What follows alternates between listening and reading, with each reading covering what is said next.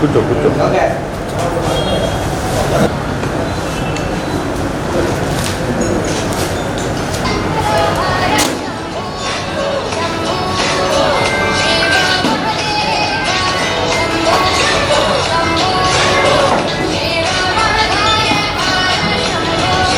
స్థానిక శాసనసభ్యులు బాలినేని శ్రీనివాసరెడ్డి గారు పదే పదే తెలుగుదేశం పార్టీ మీద దామచర్ల జనార్దన్ గారి మీద బురద జల్లుతూ నేను ఇన్ని వేల పట్టాలు ఇళ్ల స్థలాలు ఇస్తే దాటిని మీరు బోగస్ అని చెప్పి ప్రజల్లో గందరగోళం సృష్టిస్తున్నారు, అయోమయానికి గురి చేస్తున్నారు.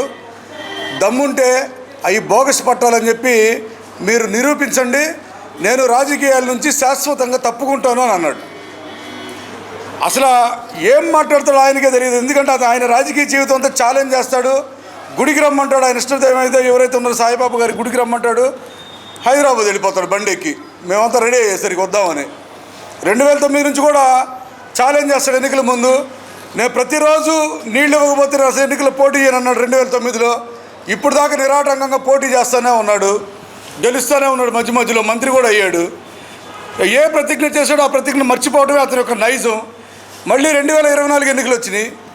మళ్ళీ తెలుగుదేశం పార్టీ మీద మళ్ళీ బురద తల్లి ఏదో రకం మాజీ శాసనసభ్యులు దామచర్ల జనార్దన్ గారు చేసినటువంటి అభివృద్ధిని ప్రజలు జ్ఞాపకం చేసుకొని ఆయనకు ఓటేసే క్రమంలో తిరిగి ఆయన మీద కూడా బురద తల్లుతూ ఇప్పుడేమంటున్నాడంటే మీరు మాటికి బోగస్ పట్టాలని అంటున్నారు. బోగస్ పట్టాలు అయితే నేను రాజకీయాలు వదిలేసేసి వెళ్ళిపోతాను అన్నాడు.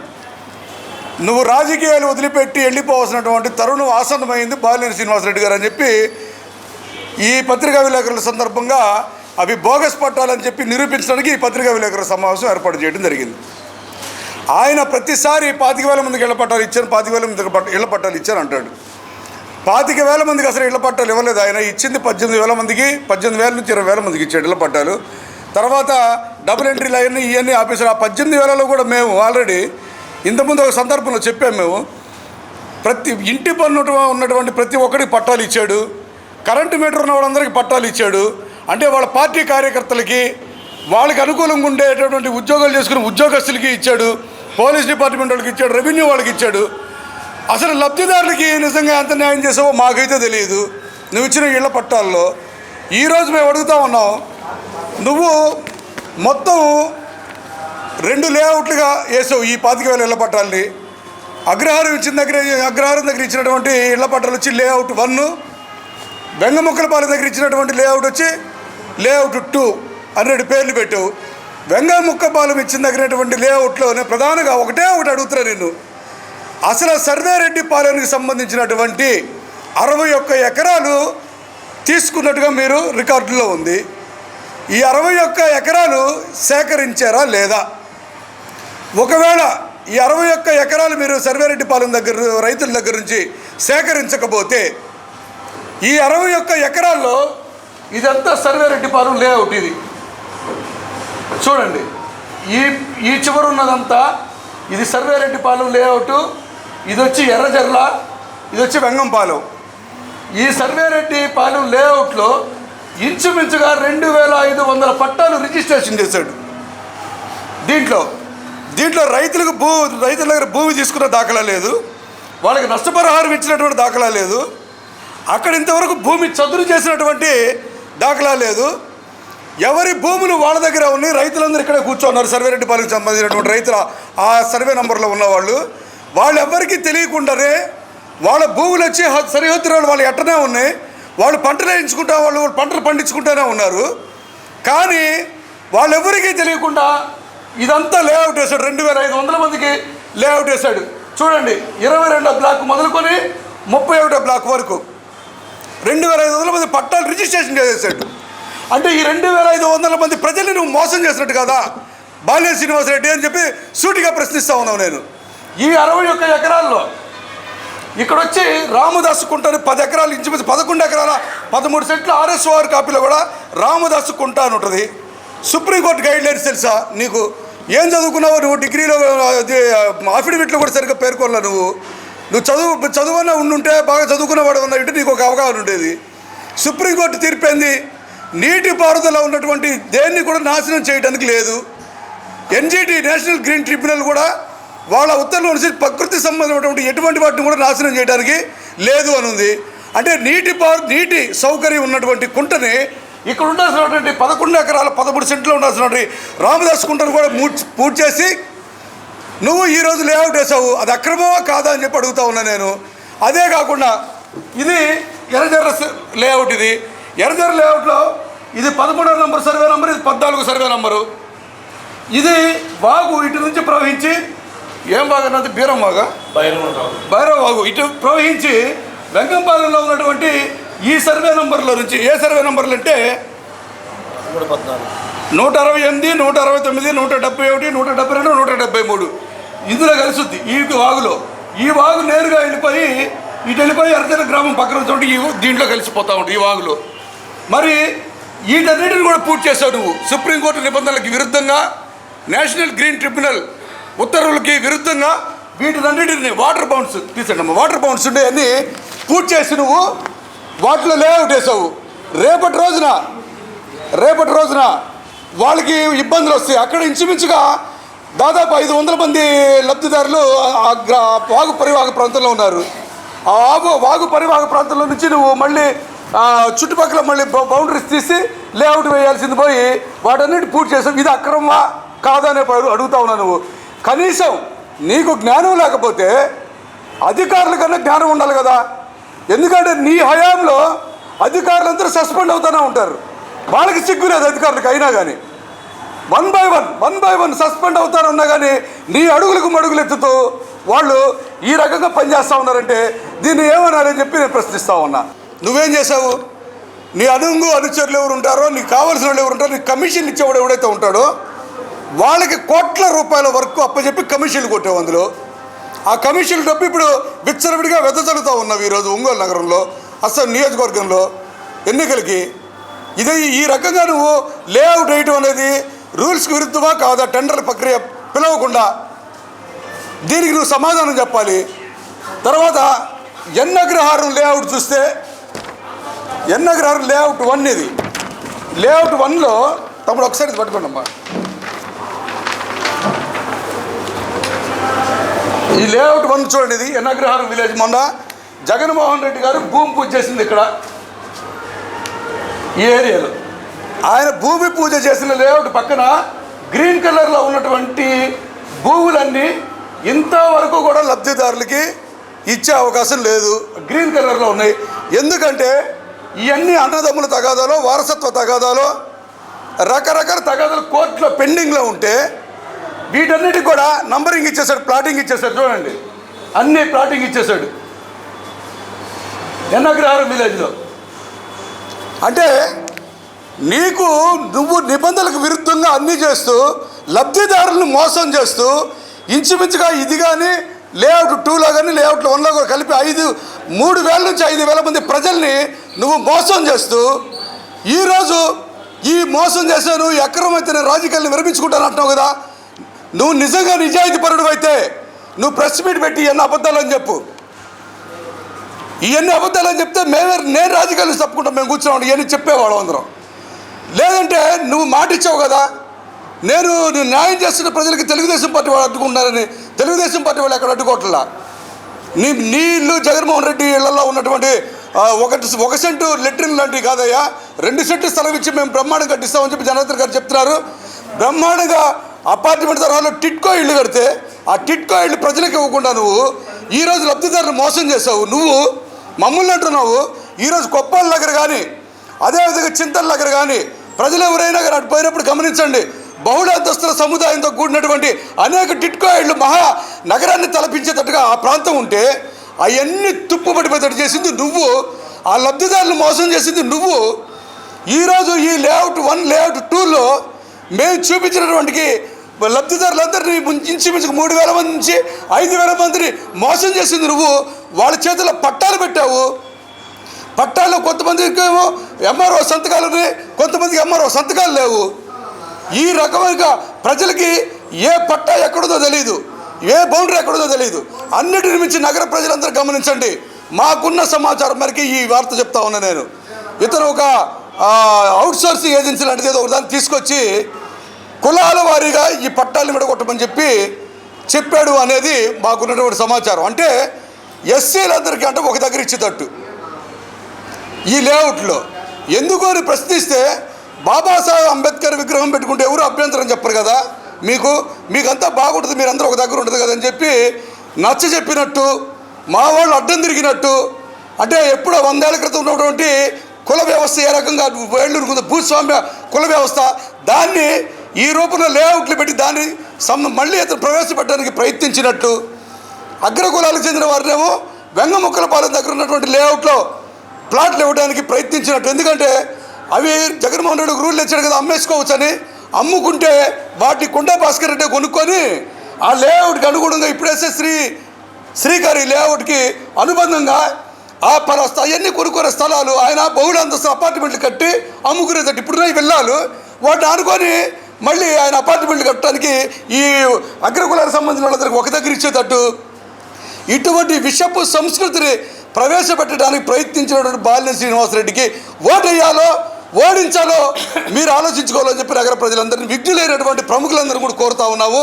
అదేవిధంగా ఏనాడు ప్రజలకు ఇచ్చినటువంటి మాట తప్పనటువంటి దామచర్ల జనార్దన్ గారు ఒక పని మీద ఇద్దరు వస్తే మొదటి వ్యక్తికి పని చెప్పేసాను, సారీ తమ్ముడు నీకేమైనా ఉంటే రెండోసారి అవకాశం వస్తే చూస్తానని నిజాయితీగా చెప్పినటువంటి జనార్దన్ గారు ఎక్కడ ఒకే పోస్ట్ కోసం 100 మందికి లెటర్లు ఇచ్చేసేటువంటి బాలినేని శ్రీనివాసరెడ్డి అక్కడ. మీరు ఆలోచించండి, నిజాయితీ పరుడెవరు, అవినీతి పరుడెవరు?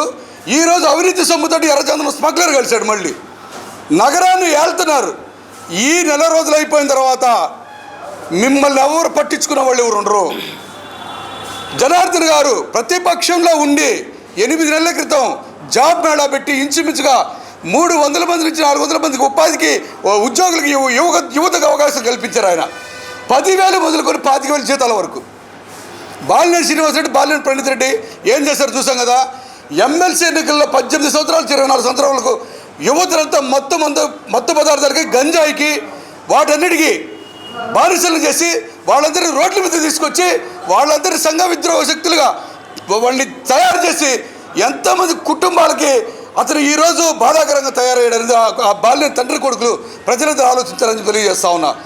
రిమ్స్లో ఉన్నటువంటి అత్యవసర విభాగం ఎవరైనా దెబ్బ తగలగానే చనిపోతూ ఉన్నటువంటి వ్యక్తులు గబగబ తీసుకెళ్ళి అత్యవసర విభాగంలో చేర్పించి బ్రతికించుకునే ప్రయత్నం చేసేటటువంటి విభాగం మీద ఈ మధ్య కాలంలో ఏ రకంగా దాడి చేసిన అల్లరి మొగులు మొత్తం 18 నుంచి 22, 23 సంవత్సరాల యువకులు గంజాయి మాత్రం ఏం చేస్తున్నారో తెలియదు, మొత్తం మందు వాళ్ళందరూ మద్యం దాగి ఇటువంటి యువతను జీతాలకు తయారు చేసుకున్నటువంటి బాలినేని శ్రీనివాసరెడ్డిని ఓడించకపోతే ఈ నగరం, ఈ అసెంబ్లీ నియోజకవర్గం పరిధి ఏ రకంగా అయిపోద్దో రాబోయే రోజుల్లో ప్రజలందరూ ఆలోచించండి. ప్రలోభాలకి లొంగబాకండి.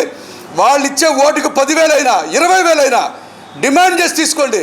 ఎందుకంటే చంద్రబాబు నాయుడు గారు ప్రజా ప్రయోజనార్థం రాష్ట్ర ఖనిజాభివృద్ధి, రాష్ట్ర ట్రెజరీ కోసం ఆయన ఎర్రచంద్రాన్ని అంతా ఒక దీంట్లో చేసి షెడ్లో పెడితే ఈ ప్రభుత్వ రంగాల్లో ఆ ఎర్రచంద్రం అమ్మేసింది. అది అమ్మేసింది కాకుండా అడవుల్లోకి పోయి అటవీ శాఖ మంత్రి బాలినేని శ్రీనివాసరెడ్డి, అతను మారిస్తే పెద్దిరెడ్డి రామచంద్రారెడ్డి అటవీ శాఖ, ఆ చిత్తూరు నుంచి ఆయన దిగి వచ్చాడు, మళ్ళీ అక్కడి నుంచి చెవిరెడ్డి భాస్కర్ రెడ్డి. ఈ రకంగా వాళ్ళు ఆ అక్రమ సొమ్మును తీసుకొచ్చి మిమ్మల్ని అందరినీ భయభ్రాంతులకు గురి చేస్తే, ప్రలోభాలకు గురి చేస్తే ఓటు వేయించుకోవడానికి ప్రయత్నం చేస్తున్నారు. ఇచ్చే డబ్బు తీసుకుంటే వాళ్ళ సొంతం కాదు, అది ఆ ఇచ్చే డబ్బు అక్రమమైన మన సొమ్ము, మన పన్నుల రూపంలో కట్టింది. తీసుకోండి. నిజాయితీగా పనిచేస్తే దామచర్ల జనార్దన్ గారికి ఒక్కసారి ఓటేసి ఏ రకంగా ఒకసారి గెలిపిస్తే అభివృద్ధి చేశాడో దాన్ని నిరంతరం మనం కొనసాగించుకోవడానికి, మన యువత గంజాయి మధ్య నుంచి బయటపడడానికి జనార్దన్ గారికి ఇచ్చిన 100 రోజుల్లోనే గంజాయి మోకల ఆట కట్టించి ఆ యువతను సన్మార్గం వైపు నడిపిస్తామని చెప్పి మేము తెలుగుదేశం పార్టీ తరఫున హామీ ఇస్తూ, మీకేమైనా నేను చెప్పినటువంటి అంశాల్లో లేఅవుట్లో సర్వేరెడ్డిపాలెంకి సంబంధించి డౌట్స్ ఏమి ఉంటే అడగచ్చు. రైతులు ఇక్కడ ఉన్నారు, వాళ్ళ వాయిస్ కూడా తీసుకోండి. వాళ్ళ భూములు వాళ్ళ దగ్గర ఉంటే ఎట్లా ఏ రకంగా లేఅవుట్ వేశారో ఇంతవరకు వాళ్ళకి తెలియదు. మేము చెప్పేవారు ఈయన ఛాలెంజ్ చేసిన తర్వాత మేము మొత్తం దాని మీద దృష్టి పెడితే ఇన్ని రకాలుగా దాదాపు 5,000 మంది ప్రజల్ని పట్టాలిచ్చి మోసం చేసేస్తాడు, రిజిస్ట్రేషన్లు చేసేసి.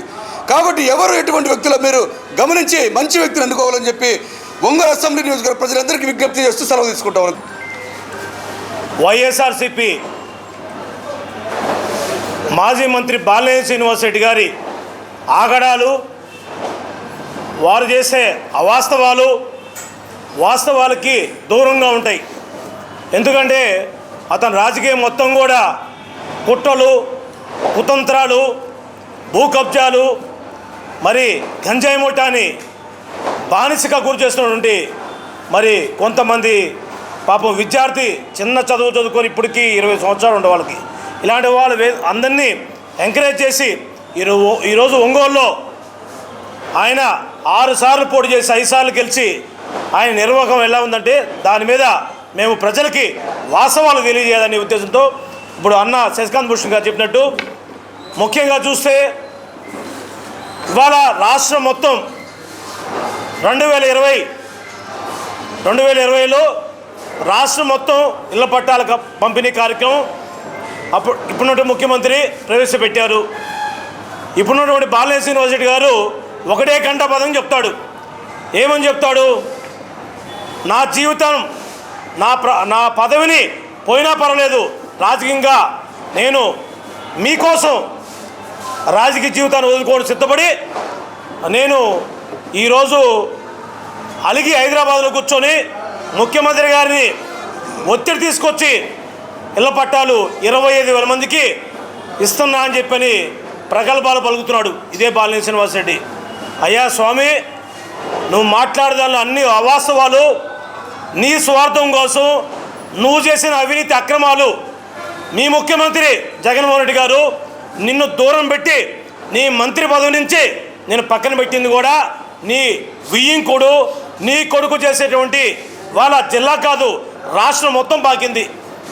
నీ పుత్రరత్నం ప్రణీత్ రెడ్డి కానీ నీ వియ్యంకుడు భాస్కర్ రెడ్డి కానీ అవినీతి అక్రమాలు అడ్డు అదుపు లేకుండా మరి 1000 కోట్లు దోచుకున్నారు. కాబట్టి ఇది ప్రమాదకరమైనటువంటి పోతున్నారని చెప్పి ముఖ్యమంత్రిని నిన్ను పదవిచ్యుతం చేసి మంత్రి పదవి తీసి పక్కన పెడితే ఇదే ముఖ్యమంత్రి మీదకి నువ్వు యుద్ధ ప్రాతిపదికన చేసి నీ బల ప్రదర్శన చేసావు.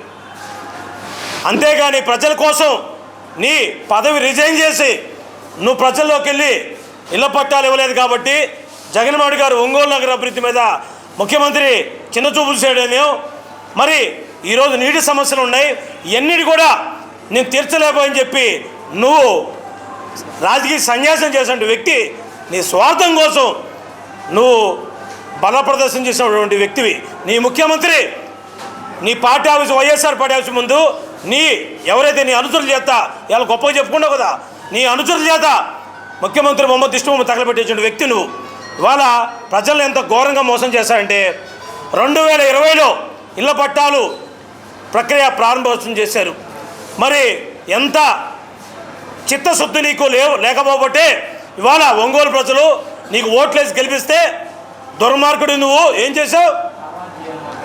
నువ్వు పోయి క్యాషినోలకి హైదరాబాద్లో అలగడానికి, నీ ఆస్తులు పెంచుకోవడానికి సినిమా రంగాల్లో ఉన్నటువంటి ప్రొడ్యూసర్లు కావచ్చు, డైరెక్టర్లు కావచ్చు, నీ అక్రమ సంపాదనని హైదరాబాదులో మరి విచ్చలవిడిగా నీ బినాములైనటువంటి ఈ రఘురెడ్డి, కడప రఘురెడ్డి, వాడు ఎవడంటే అసలుకి కడపలో ఎక్కడో ఉండేవాడు, పేకాటాకి గట్ట ఆడిచ్చేవాడిని తీసుకోవచ్చు ప్రకాశం జిల్లాలో. మరి అన్ని వసూళ్ళు గ్యాంగులకి పెద్ద మనిషిగా కూర్చోబెట్టి వాళ్ళకి ఉన్నటువంటి అవగాహన వ్యక్తుల్ని జిల్లా తీసుకొచ్చి ఇవాళ భయభ్రాంతులు గురి చేస్తూ ఈ ఇళ్ల పట్టాల్లో మరి నీ అసమర్థతనం, నీ చేతకంతనం వల్ల ఇవాళ ఎలక్షన్ 2024 అంటే 4 సంవత్సరాలు మొద్దు నిద్రపోయామని అడుగుతా. ఇదే ప్రజలకు సమాధానం చెప్పాలా? ఒంగోలు ప్రజలందరూ కూడా నమ్మించి గొంతు కోసి నీ చేతగా కాబట్టి ఇంట్లో పడుకోవాలి. కానీ ఈ అసమర్థనుడు చేసిన ప్రధాన మొత్తం అంటే ఎలక్షన్లకు 2 నెలల ముందనగా డ్రామా స్టార్ట్ చేశాడు. వేరే పార్టీ పోవాలని డ్రామా చేశాడు. అది కుదరబోయలకే ఎట్లనో మొత్తం మీద పోయి ముఖ్యమంత్రి కాలు పట్టుకొని ఇళ్ళ పట్టాలు ఇస్తే పోనని చెప్పని ఈ దొంగక నాటకం ఆడి వాటిల్లో కూడా ఎంత ఘోరం అంటే 25,000 పట్టాలు ఒంగోలు నగర ప్రజలు నేను ఇస్తే ప్రజల్లో నేను మళ్ళీ 7వ సారి పోటీ చేస్తాను, లేదు రాజకీయాలు తప్పుకుంటా, రాజకీయ సన్యాసం చేస్తాను. నువ్వు అన్న మాటలు మేమేదో చెప్పిన కాదు, అవి కూడా చూపిస్తా. నీ నోట్లోంచేటువంటి స్వరాలే.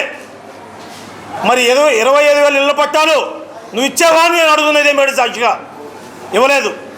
ఎన్ని ఇచ్చారంటే 20,000 పట్టాలు అర్హులుగా గుర్తించారు. దాదాపు అగ్రహారం గ్రామంలో 310 ఎకరాలు ల్యాండ్ ఎక్విజిషన్ చేశారు. దానిలో ఇచ్చింది ఎన్ని పట్టాలు? 13,000 ప్లాట్స్ ఇచ్చారు. అవి రిజిస్ట్రేషన్ కాలా, రిజిస్ట్రేషన్ అయింది కూడా 9,000 చిల్లరే, 9,700 చిల్లరు. తర్వాత పోతే ఎంగంపాలెం పంచాయతీ కానీ, చెరుకుంపాలెం కానీ, మామిడిపాలెం కానీ, మరి ఎర్రజల్ల కానీ, ఈ వీటిల్లో వచ్చేసి 11,000 చిల్లరు పట్టాలకి బ్లూ ప్రింట్. ఇప్పుడు ఏదైతే అన్న శశికాంత్ భూషణ్ 2 ప్రింట్లు చూపించారు, ఈ 2 ప్రింట్లో కలిపి 25,000 ఇళ్ళ పట్టాలు బ్లూ ప్రింట్ చూపించి ప్రజల్ని, ఒంగోలు నగర ప్రజల్ని, పేద ప్రజల్ని మోసం చేసిన వ్యక్తి నువ్వు. ఏదైతే ఇందా చెప్పావో 25,000 ఇళ్ళ పట్టాలు అయిపోతే రాజకీయ సన్యాసం చేస్తా అని చెప్పావు. మరి రాజకీయ సన్యాసం చేయడానికి సిద్ధంగా ఉన్నావా అని అడుగుతున్నా. ఆయన తోడే చెప్పాడు. ఇదిగో చూడండి, ఉన్నాడు ఏకవచనం.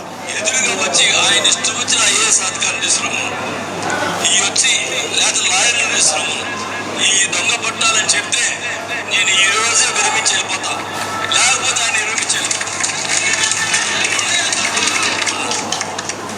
ఆయన్ని విరమించి ఇంకోటి 2 ఛాలెంజ్ చేస్తున్నా. ఆయన ఇది కరెక్ట్ పట్టాలంటే, మంచి పట్టాలంటే ఆయన ఆస్తిని ప్రజలకు రాసియాలి. అది దొంగ పట్టాలైతే అబద్ధాలు వాడికి కరెక్ట్గా చెప్పలేడు, వాస్తవాలు చెప్పలేడు.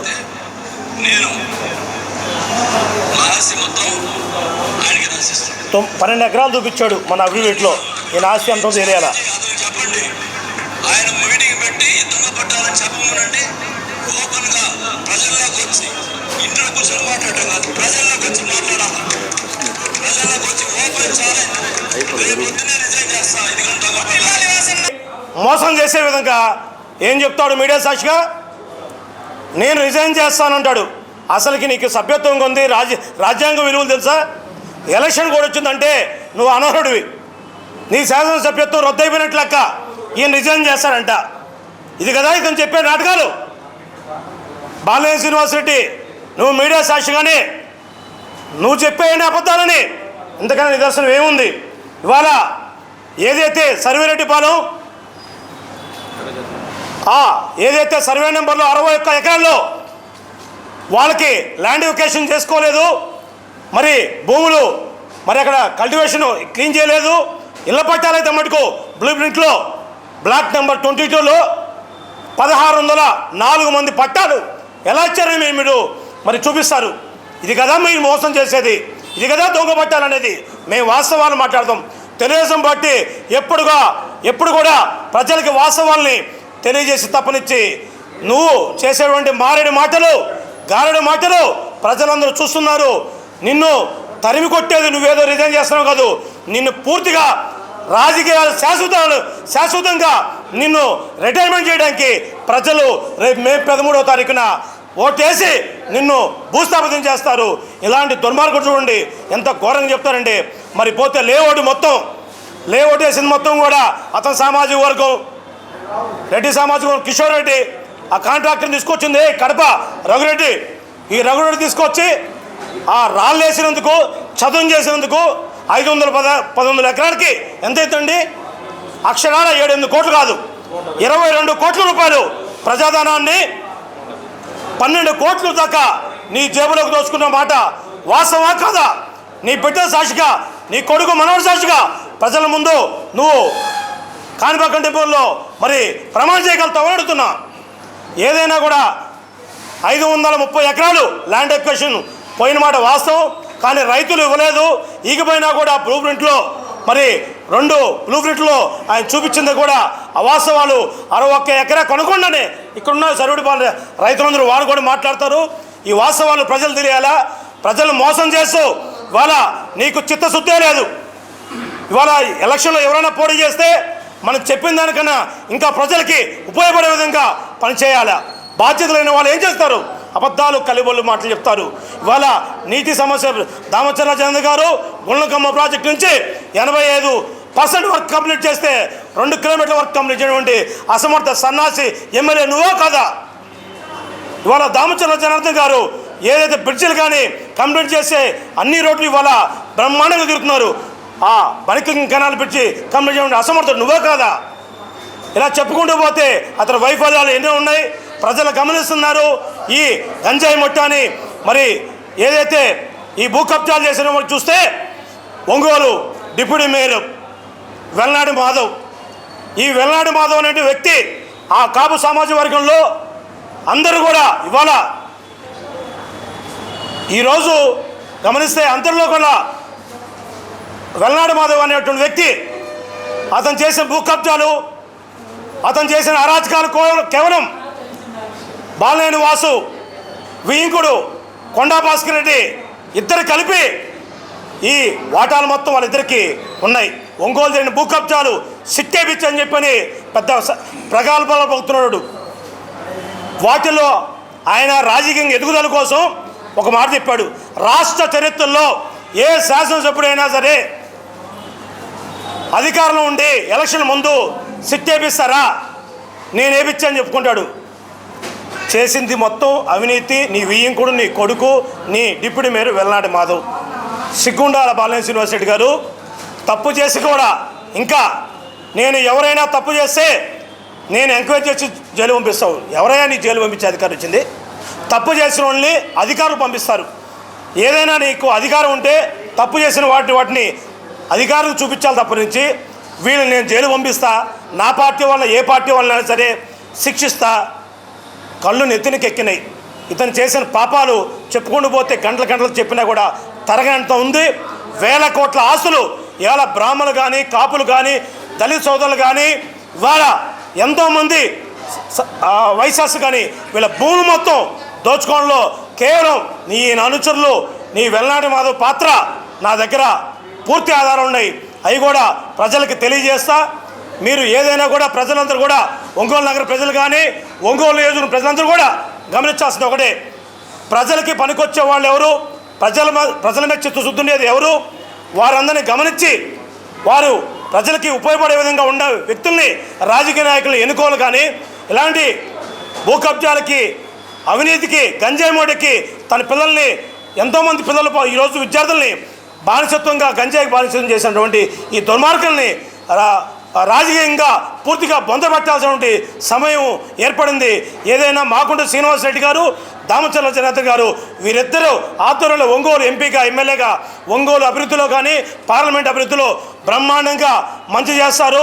ఇలాంటి దుర్మార్గం పనులు చేసిన వాళ్ళని ప్రతి ఒక్క వ్యక్తిని కూడా రేపు మా ప్రభుత్వం వచ్చిన తర్వాత అన్నిటి మీద ఎంక్వైరీ చేసి మరి ఈ జరిగినటువంటి ఈ మోసాలు ఎవరైనా సరే, ఏ వ్యక్తి అయినా సరే మరి జైలు పంపించి ప్రజల ఆస్తులు కాపాడుతారు. ఈరోజు జరిగేటువంటి దుర్మార్గాల్ని వాటి కంట్రోల్ చేసేటువంటి ఒక బాధ్యత గలటువంటి జనార్దన్ గారు అని చెప్పని మీడియా సాక్షిగా తెలియజేస్తూ, వీటిల్లో ఓన్లీ సర్వేటి పాలనలో ఏదైతే ఆ గ్రామానికి సంబంధించినటువంటి వాటి ఏ వాటిలో కూడా వాళ్ళ భూముల ల్యాండ్ ఎక్విజిషన్ జరగదు. వాళ్ళకి ల్యాండ్ మటుకు ఎక్కడ కూడా ₹1 డబ్బులు రాదు. కానీ ప్రూఫ్ ఇంట్లో వాళ్ళ భూములు మటుకు రైతులకి ఎవరైతే బెనిఫిషియల్ ఫ్లాట్స్కి ఇచ్చారని చెప్పని ఇలా కూడా మోసం చేస్తూ ఇలాంటి దుర్మార్గుల్ని మరి ఏమంటారో మీరే చెప్పాలా. ఇలాంటి గౌరవం లేనటువంటి శాసనసభ్యుల్ని మరి రాజకీయంగా భూస్థాపన చేయాలని చెప్పి ఇప్పుడు రైతు సోదరులు వారు చెప్తారు. సర్వేరెడ్డిపాలెం గ్రామం. సో ఇటీవల ఒక 10 రోజుల క్రితం తెలిసింది జరిగే మోసం. మొత్తం 3 రకాల మోసాల గురించి మీకు చెప్పడానికి ఇక్కడ దాకా రావాల్సి వచ్చింది, ఇక్కడ మన పార్టీ ఆఫీస్కి. ఒకటి ఏంటంటే, మాకున్న సొంత భూమి అంటే పిత్రాజితం కానీ, మధ్యలో ఏమన్నా మామూలు కొనుక్కుంది కానీ, నా పేరు మీద, మా అమ్మగారి పేరు మీద 5 ఎకరాలు ఉంది, 2 వేరు సర్వే నెంబర్లో. ఇక్కడికి వచ్చిన తర్వాత చూసిన నాలాగా ఇంకో కనీసం ఒక 30-40 మంది రైతుల దగ్గర వాళ్ళకున్న 60 ఎకరాల భూమి, దాదాపు 60-61 ఎకరాల భూమి లేఅవుట్లు చేసేసి, ప్లాట్లు చేసేసి ఎవరో జనాలకు అందరూ 1600 మందికి పట్టాలు కూడా ఇచ్చేసారంటే, రిజిస్ట్రేషన్ కూడా చేశారంటే. మాకైతే ఇంతవరకు రూపాయి రాలేదు, మమ్మల్ని అడిగినోడు లేడు. మా దగ్గర కాగితాలన్నీ తీసుకొని మా చేత కనీసం సంతకాలు పెట్టించుకోవటం అసలు ఏమీ లేదు ఇంతవరకు. అదొక అసలు అంటే ఇప్పుడు దాకా అంతా పేపర్లో చదువుతా ఉన్నానని మోసాలన్నీ ఇప్పుడు దాకా మా ఊరు, మా ఇంటి దాకా కూడా చూసామన్నమాట ఈ ప్రభుత్వం చేసింది. ఇదొకటి. రెండో మోసం ఏంటంటే, ఎప్పుడో 100 సంవత్సరాల నుంచి ఉంది రామదాస్ చెరువు అని చెప్పి ఒకటి 11 ఎకరాల ఏరియాలో ఉంది పక్కన. ఏంది మన గొడ్లకు కానీ, గొర్రెలకు కానీ, లేదా ఒక్కసారి ఏమన్నా పక్కన ఏమన్నా పంటలకు ఏమన్నా మొక్కలు వేసుకునేటప్పుడు పనికొచ్చేది. మా అన్ని మెట్ట పొలాలు, సంవత్సరానికి ఒక పంట చాలా కష్టంగా పండేది. ఎప్పుడో 10 రోజులకు ఒకసారి కాలు వచ్చినప్పుడు లేదా వర్షాలు పడ్డప్పుడు ఆ నీళ్ళ నిల్వ చేసుకునే కుదేది. దాన్ని కూడా మొత్తం వేసేసారు. వింత ఏంటంటే అసలు లేఅవుట్లు దాన్ని ఎక్కడ చూపించాలి, సర్వే నెంబర్ కానీ అది కానీ మొత్తం అది కూడా మొత్తం చదువు చేసేసి అది కూడా పట్టాలు రిజిస్ట్రేషన్ చేశారంట. ఇది రెండో మోసం జరిగింది. మూడో మోసం ఏంటంటే అసలు ఎవరికైతే పట్టాలు ఇస్తున్నారో వాళ్ళని మోసం చేయటం. ఇది అన్నిటికంటే దుర్మార్గం అనమాట. అంటే వాళ్ళకి అసలు లేనిపోయిన ఆశ కలిగించి అసలు డబ్బులు ఇవ్వాలా, దానికి అసలు ఏది, దానికి ఒక లీగల్గా ఏదీ లేదు. జనాలకు మీకు ప్లాట్లు ఇచ్చేసాం చెప్పి మరి ఓట్ల కోసం ఆయన ఇప్పుడు 4 సంవత్సరాలు 4 సార్లు ఏమో గెలిచేటట్టు ఇంతవరకు చేసింది లేదు. మా ఊరు పక్కూరే అనుకుంటా. ఇప్పుడు కొత్తగా మరి ఇల్లు ఇచ్చి మరి దాని కనులు అవుదామేమో మనకు తెలియదు. సో మా వరకు అయితే ఇది ఇంతకంటే దుర్మార్గం లేదు. అసలు నాకు 10 రోజుల క్రితం వచ్చినప్పుడు షాక్ అనమాట. ఆ పక్కనే చదువు చేశారు, మాది ఉందిగా, మాది బాగానే ఉంది అనుకున్నా, నాది కూడా కాగితాలు ఇచ్చేసాడంట. మరి అప్పుడు నాకే షాక్ అనమాట. 1600-1800 మంది ఉన్నారు. అందరు పేర్లు ఎవరికి ఇచ్చారు, వాళ్ళ ఫోన్ నెంబర్లు, అడ్రస్లు అన్నీ ఉన్నాయి. మరి వాళ్ళందరూ ఇప్పుడు ఎక్కడికి పోవాలి? మరి వాళ్ళు ఇప్పుడు తేల్చుకోవాలి సార్, వాళ్ళు బయటకు వచ్చి తేల్చుకోవాలి.